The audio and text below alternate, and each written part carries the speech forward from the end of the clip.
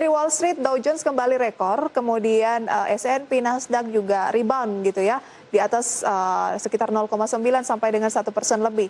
Dari Eropa juga demikian, tapi Asia masih ketinggalan di penutupan kemarin melemah. Tapi kalau saya perhatikan pagi hari ini Nikkei, Kospi, kemudian Hang Seng itu kompak mengalami penguatan, bahkan bursa China juga menguat. Bagaimana peluangnya untuk indeks harga saham gabungan pada pembukaan pukul 9 nanti? Ya, kalau menurut prediksi kita, indeks harga saham gabungan hari ini akan bergerak menguat ya, seiring dengan sentimen positif, baik dari global maupun regional. Kemudian harga komoditas juga terpantau naik, laporan keuangan juga ada beberapa yang cukup bagus ya. Untuk rentang supportnya sendiri, kita prediksi ada di 6210, resistnya ada di 6290. Baik, range-nya adalah 6210 sampai dengan 6290. Ini untuk range jangka pendek ya? Ya, betul untuk hari ini. Secara teknikal, pola apa sih yang terbentuk dari indeks harga saham gabungan, Pak Bino? Apakah masih konsolidasi? Ya, memang belakangan agak cenderung konsolidasi ya, lebih karena memang minim sentimen sambil menunggu laporan keuangan emiten yang sudah mulai beberapa dirilis sebenarnya, tapi sebagian besar belum keluar gitu, Mbak. Apakah itu artinya kita lebih baik melirik saham-saham yang ada peluang untuk merilis laporan kinerja yang kemungkinan akan cukup baik dan juga emiten-emiten berbasis komoditas? Ya, itu bisa jadi pilihan ya, karena kan kalau emiten-emiten komoditas misalnya, itu pasti korelasinya nanti kinerjanya terkait dengan harga komoditasnya. Kemudian untuk emiten-emiten yang diprediksi kinerjanya baik juga itu bisa menjadi salah satu opsi juga untuk teman-teman misalnya untuk melakukan pembelian gitu.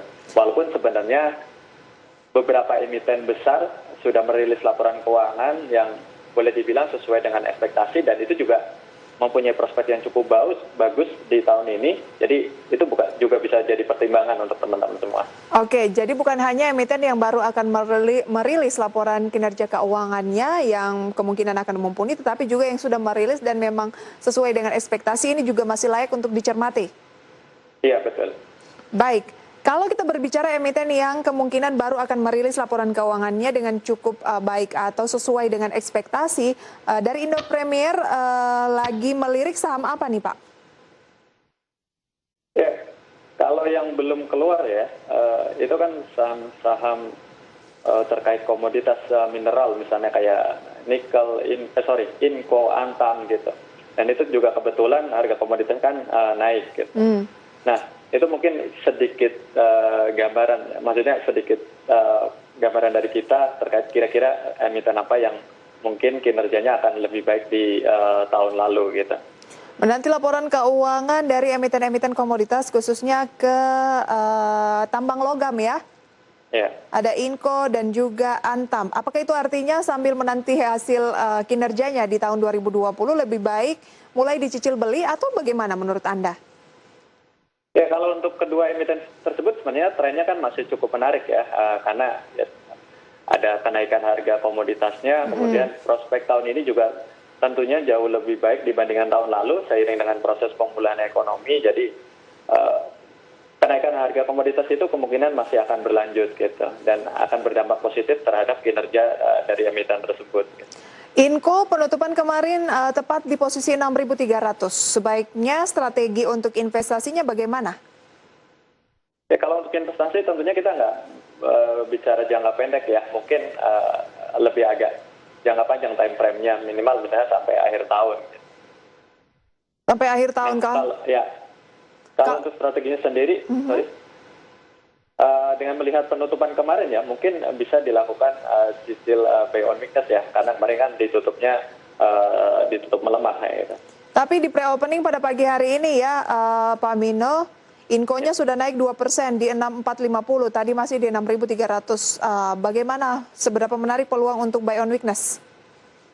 Ya, kalau pembukaan udah naik ya, memang tadi kan harga komoditas juga nikelnya, khususnya untuk nikel ya, naik di atas 1%.